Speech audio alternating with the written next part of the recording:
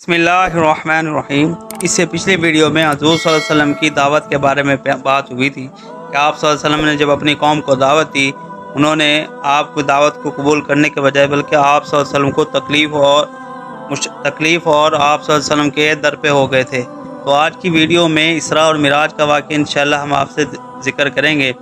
نبوت کے 5ویں سال اسلام کی تاریخ میں ایک ممتاز حیثیت رکھتا ہے، جس میں فخر الانبیاء صلی اللہ علیہ وسلم کو ایک اعزازی جلوس کے ساتھ نوازا گیا، جو انبیاء علیہ السلام کی جماعت میں صرف آپ صلی اللہ علیہ وسلم کی امتیازی خصوصیت ہے، جس کا مختصر واقعہ یہ ہے کہ ایک رات آپ صلی اللہ علیہ وسلم کعبہ حتیم میں لیٹے ہوئے تھے کہ جبرائیل اور میکائیل علیہ السلام آئے اور کہا کہ آپ ہمارے ساتھ چلیے۔ آپ صلی اللہ علیہ وسلم کو براق پر سوار کیا گیا، جس کی تیز رفتاری کا یہ حال تھا کہ جس جگہ اس کی نظر پڑتی تھی وہیں قدم پڑتا تھا۔ اس صورت رفتاری کے ساتھ اول آپ صلی اللہ علیہ وسلم کو ملک شام میں مسجد اقصی تک لے گئے، یہاں تک کہ اللہ تعالیٰ نے تمام انبیاء علیہ السلام اور سابقین انبیاء کو حضور صلی اللہ علیہ وسلم کے اکرام کے لیے بطور معجزہ جمع فرمایا تھا۔ جبرائیل علیہ السلام نے یہاں تک پہنچ کر اذان دی، انبیاء اور رسول کی صفیں تیار ہو کر کھڑی ہو گئی تھی، لیکن سب انتظار کر رہے تھے کہ نماز کون پڑھائے گا۔ جبریل امین نے آپ صلی اللہ علیہ وسلم کا ہاتھ مبارک پکڑ کر آگے کر دیا۔ آپ صلی اللہ علیہ وسلم نے تمام انبیاء و مرسلین و ملائکوں کو نماز پڑھائی، یہاں تک کہ عالم دنیا کی سیر تھی جو براق پر ہوئی تھی۔ اس کے بعد آپ صلی اللہ علیہ وسلم کو مسجد اقصی سے آسمان پر لے جایا گیا۔ بعض روایت کے مطابق یہ آسمانی سفر بھی براق پر ہوا، مگر احادیث صحیحہ سے معلوم ہوتا ہے کہ یہ سفر براق پر نہیں ہوا بلکہ بذریعہ معراج ہوا۔ معراج کے معنی ہے سیڑھی یا زینہ کے۔ زینہ کی آج کل بھی بہت سی قسمیں ہیں، ان میں ایک طریقے کی لفٹ کا بھی آتا ہے، اس کو بھی زینہ کہتے ہیں۔ وہ کس قسم کا زینہ تھا جس پر نبی کریم صلی اللہ علیہ وسلم کو آسمان تک پہنچایا گیا، اس کی حقیقت اللہ تعالیٰ ہی جانتے ہیں، کسی روایت میں منقول نہیں۔ پہلے آسمان پر آدم علیہ السلام سے ملاقات ہوئی، دوسرے پر حضرت عیسیٰ اور یحییٰ علیہ السلام سے ملاقات ہوئی، تیسرے پہ حضرت یوسف علیہ السلام سے، چوتھے پہ حضرت ادریس علیہ السلام سے اور پانچویں پر حضرت ابراہیم علیہ السلام سے ملاقات ہوئی۔ اس کے بعد آپ صلی اللہ علیہ وسلم سدرۃ المنتہا کی طرف تشریف لے گئے، راستے میں حوض کوثر پر گزر ہوا، پھر جنت میں داخل ہوئے، وہاں کے دست قدرت کے وہ عجائب و غرائب دیکھے جو کسی نہ آنکھ نے دیکھے آج تک، نہ کسی کان نے سنے ہیں، نہ کسی انسان کے وہم و گمان پر اس کی رسائی ہے۔ پھر دوزخ آپ صلی اللہ علیہ وسلم کے سامنے پیش کی گئی، جو ہر قسم کے عذاب اور سخت شدید آگ سے بھری ہوئی تھی، جس کے سامنے لوہے اور پتھر جیسی سخت چیزوں کا بھی کوئی حقیقت نہیں رکھتی تھی۔ اس میں آپ صلی اللہ علیہ وسلم نے ایک جماعت کو دیکھا کہ وہ مردار جانور کھا رہے ہیں۔ دریافت فرمایا یہ کون ہیں؟ جبرائیل علیہ السلام نے عرض کیا کہ یہ وہ لوگ ہیں جو گوشت کھاتے تھے، یعنی غیبت کرتے تھے۔ دوزخ کا دروازہ بند کر دیا گیا، پھر حضور صلی اللہ علیہ وسلم آگے بڑھے اور جبریل امین بھی وہیں ٹھہر گئے، کیونکہ ان کو اس درجے سے آگے بڑھنے کا حکم نہیں تھا۔ اس وقت آپ صلی اللہ علیہ وسلم کو خداوند تعالیٰ نے کی طرف سے زیارت ہوئی، اور صحیح یہ ہے کہ زیارت فقط قلب سے نہیں بلکہ آنکھوں سے ہوئی تھی۔ حضرت عبداللہ بن عباس رضی اللہ تعالیٰ عنہ اور تمام محققین صحابہ اور ائمہ کی یہی تحقیق ہے کہ حضرت محمد صلی اللہ علیہ وسلم سجدے میں گر پڑے اور خداوند عالم سے ہم کلامی کا شرف حاصل ہوا۔ اسی وقت نماز فرض کی گئی۔ اس کے بعد حضور صلی اللہ علیہ وسلم واپس ہوئے، وہاں سے براق پر سوار ہو کر مکہ معظمہ کی طرف تشریف لے گئے۔ راستے میں مختلف مقامات پر قریش کے 3 تجارتی قافلوں پر گزرے، جن میں بعض کو آپ صلی اللہ علیہ وسلم نے سلام کیا اور انہوں نے آپ کی آواز پہچانی اور مکہ واپس ہونے کے بعد کی شہادت دی۔ صبح سے پہلے ہی یہ سفر مبارک تمام ہو گیا تھا۔ جب صبح ہوئی تو یہ خبر قریش میں پھیلی تو ایک عجیب عالم تھا کہ اچھا بتلائیے کہ بیت المقدس کی تعمیر کیسی ہے، پہاڑ کتنے فاصلے پر ہے۔ آپ صلی اللہ علیہ وسلم نے اس کا پورا نقشہ بتلا دیا۔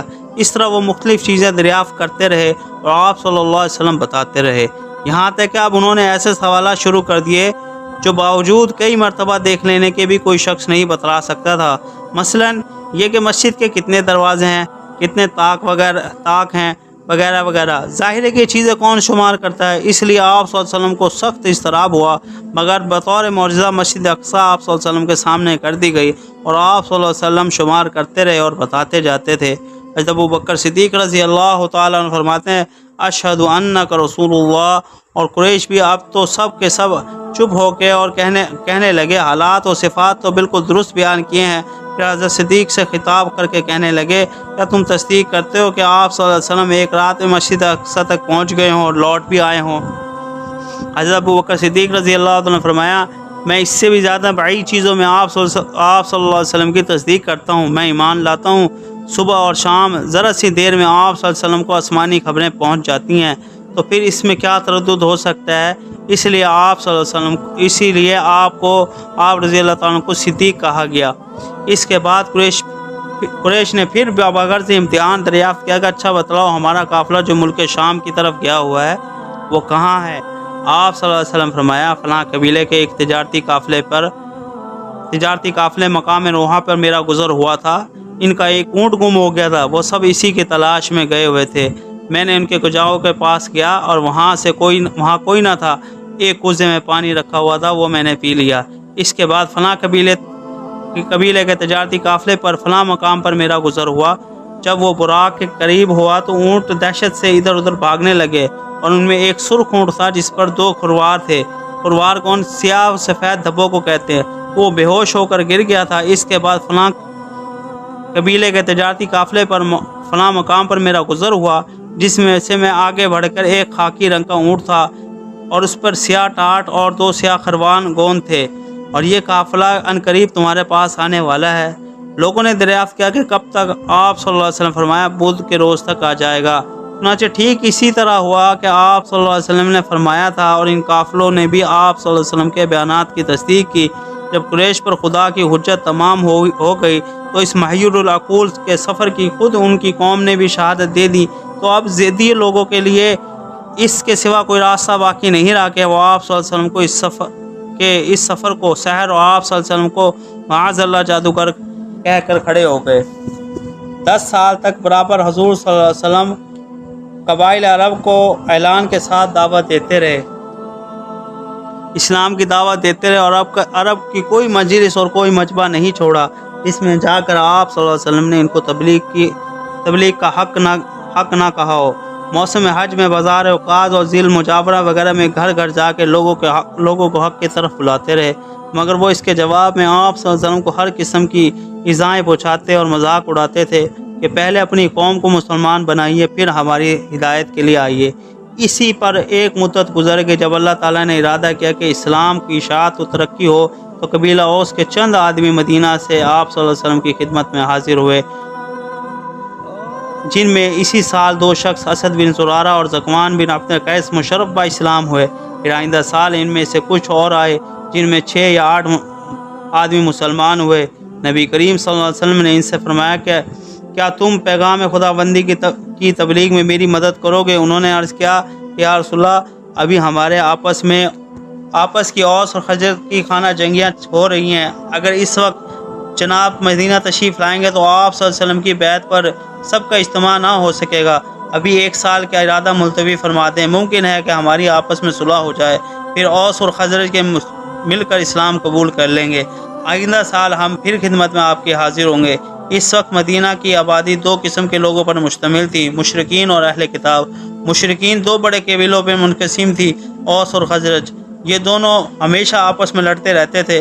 تقریباً 120 سال سے ان لوگوں کے درمیان آپس میں جنگ کا سلسلہ جاری تھا۔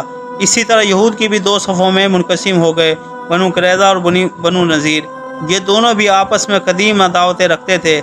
اس کا فیصلہ ہو سکے گا یہ حضرات واپس مدینہ آئے اور مدینہ میں سب سے پہلے مسجد نبوی رضیق میں قرآن پڑھا گیا۔ خداوند عالم کو منظور تھا کہ مدینہ میں اسلام کی اشاعت ہو۔ اس سال بھر کے عرصے میں اوس اور خزرج کے اکثر جھگڑے مٹ گئے، اور سال آئندہ کے موقع پر حسب وعدہ 12 آدمی حضور صلی اللہ علیہ وسلم کی خدمت میں حاضر ہوئے، جن میں 10 قبیلہ خزرج کے اور 2 اوس کے تھے۔ ان میں جو لوگ گزشتہ سال مسلمان نہیں ہوئے تھے وہ اب مسلمان ہو گئے، اور سب کے سب آپ صلی اللہ علیہ وسلم کے ہاتھ پر بیعت ہوئے۔ یہ بیعت چونکہ سب سے پہلے عقبہ میں لی گئی تھی، اس لیے اس کا نام بیعت عقبہ اولیٰ رکھا گیا۔ یہ لوگ مسلمان ہو کر مدینہ طیبہ واپس آئے تو تو مدینہ کے گھر گھر میں اسلام کا چرچا اور ہر مجلس میں ایک ہی بات رہ گئی تھی۔ مدینہ پہنچ کے اوس اور خزرج کے ذمہ دار لوگوں نے حضور صلی اللہ علیہ وسلم کو خط لکھا کہ یہاں الحمدللہ اسلام کی اشاعت ہو چکی ہے، اب کسی صاحب کو ہمارے یہاں بھیج دیجئے جو ہمیں قرآن شریف پڑھائے اور لوگوں کو اسلام کی طرف دعوت دے اور ہمیں احکام شریعہ کی تعلیم دے اور نماز میں ہمارے لیے امام بنے۔ آپ صلی اللہ علیہ وسلم نے مصعب بن عمیر کو تعلیم قرآن کے لیے بھیج دیا اور اسلام میں سب سے پہلے مدرسے کی بنیاد مدینہ طیبہ میں پڑ گئی۔ آئندہ سال حج کے ایام میں مدینہ طیبہ سے ایک بڑا قافلہ مکہ معظمہ پہنچا جن میں 70 مرد اور 2 عورتیں تھیں۔ نبی کریم صلی اللہ علیہ وسلم نے ان کا استقبال کیا اور ان سے عقبہ کے پاس رات کو ملنے کا وعدہ فرمایا۔ حسب وعدہ نصف رات کے وقت سب لوگ جمع ہو گئے۔ حضور صلی اللہ علیہ وسلم کے ساتھ آپ صلی اللہ علیہ وسلم کے چاچا حضرت عباس بھی تشریف لائے۔ اگرچہ حضرت عباس اس وقت تک مسلمان نہ ہوئے تھے۔ جب سب جمع ہو گئے تو حضرت عباس نے ان سے خطاب کر کے فرمایا، یہ میرا بھتیجا نبی کریم صلی اللہ علیہ وسلم ہمیشہ اپنی قوم میں عزت و حفاظت کے ساتھ رہا ہے۔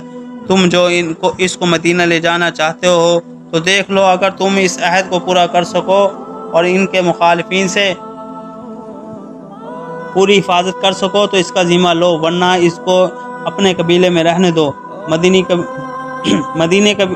مدنی قبیلے کے سردار نے کہا، بے شک ہم اس کا ذمہ لیتے ہیں اور ہمارا یہی قصد ہے کہ آپ صلی اللہ علیہ وسلم کی بیعت کو پورا کریں۔ یہ سن کے عہد بیعت کو پختہ کرنے کے لیے حضرت اسد بن زرارہ بول اٹھے، اہل مدینہ ذرا ٹھہرو، تم سمجھتے ہو کہ آج تم کس چیز پر بیعت کر رہے ہو؟ سمجھ لو کہ یہ بیعت تمام عرب و عجم کے مقابلے میں اور مخالفت کا عہد ہے۔ اگر تم اس کو نبھا سکتے ہو تو کرو، ورنہ عذر کر دو۔ اس پر سب نے یک زبان ہو کر کہا، ہم کسی حال میں بھی اس بیعت سے ہٹنے والے نہیں۔ پھر عرض کیا، یا رسول اللہ، اگر ہم نے اس عہد کو پورا کیا تو ہمیں اس کی جزا میں کیا ملے گا؟ وہ آپ صلی اللہ علیہ وسلم نے فرمایا، اللہ کا راضی ہونا اور جنت۔ یہ سن کر سب نے کہا، ہم اس پر راضی ہیں۔ آپ صلی اللہ علیہ وسلم نے دست مبارک دیجیے کہ ہم اس پر بیعت کریں۔ آپ صلی اللہ علیہ وسلم نے ہاتھ بڑھایا اور سب نے بیعت کی اور مشرف و اسلام ہوئے۔ خدا جانے اس رسول کی نظر فیض سے اثر و چند کلمات نے ان لوگوں پر کیا اثر کیا تھا کہ ایک ہی صحبت میں تمام دنیا علائق و جاہ مال اور عزت و آبرو اس کے مقابلے پہ قربان کر سکنے کے لیے کمر بستہ ہو گئے۔ پھر یہ رنگ ان کی اولاد تک قائم رہا۔ حضرت عمارہ رضی اللہ تعالی عنہ بھی جو اس بیعت میں شریک تھی، ان کے صاحبزادے حضرت حبیب کا واقعہ ہے کہ ان کو مسلمہ کذاب نے مدعی نبوت نے گرفتار کر لیا اور طرح طرح کے عذاب میں مبتلا کر کے نہایت بے دردی سے قتل کر دیا، لیکن اس عہد کے خلاف کوئی کلمہ زبان سے نہ نکالا۔ یہ ظالم ان سے دریافت کیا کرتا تھا کہ محمد صلی اللہ علیہ وسلم اللہ کے رسول ہیں؟ وہ فرماتے بے شک۔ پھر پوچھتا کہ اس کی بھی کوئی گواہی دیتے ہو کہ میں بھی اللہ کا رسول ہوں؟ نعوذ باللہ، تم تو فرماتے ہرگز نہیں۔ اس پر وہ ان کا ایک عضو کاٹ لیتا، پھر دوبارہ اسی طرح دریافت کرتا۔ جب وہ اس کی نبوت ماننے سے انکار کرتے تو کمبخت ایک اور عضو کاٹ ڈالتا۔ اسی طرح ایک عضو کر کے تمام بدن کے ٹکڑے کر دیے۔ الغرض شہید ہو گئے، باوجود کے جائز ہونے کے کہ اس کو گوارا نہ کہ عہد اسلام کے خلاف کوئی لفظ زبان سے نکالیں۔ اس کے بعد سب نے بیعت کی کہ اس وقت بیعت کرنے والوں کی تعداد 73 مرد اور 2 عورتیں تھیں۔ اس بیعت کا نام عقبہ ثانیہ رکھا۔ اس کے بعد سب نے ان میں سے 12 آدمیوں کو تمام قافلے کا امیر اور ذمہ دار بنا دیا۔ قریش کو جب اس بیعت کی خبر ہوئی تو ان کے غیظ کی انتہا نہ رہی اور مسلمانوں کو ایذا رسانی میں کوئی دقیقہ نہ چھوڑا۔ اس وقت حضور صلی اللہ علیہ وسلم نے صحابہ کو مدینہ کی طرف ہجرت کا مشورہ دیا اور صحابہ آہستہ آہستہ قریش سے خفیہ ایک دو کر کے مکہ معظمہ سے مدینہ کی طرف ہجرت کرنا شروع کر دیا، یہاں تک کہ مکہ معظمہ میں حضور صلی اللہ علیہ وسلم، حضرت ابوبکر صدیق اور حضرت علی اور تھوڑے سے غیر مستطیع لوگوں کے علاوہ کوئی بھی مسلمان باقی نہ رہا۔ صدیق اکبر نے بھی ہجرت کا ارادہ کیا تھا، مگر آپ صلی اللہ علیہ وسلم نے ان کو فرمایا کہ بھی ٹھہرو یہاں تک کہ اللہ تعالیٰ مجھے ہجرت کی اجازت دے دے۔ صدیق اکبر اس کے انتظار میں رہے اور 2 اونٹنیاں اس سفر کے لیے مہیا کی، اور ایک اپنے لیے اور دوسری حضور صلی اللہ علیہ وسلم کے لیے۔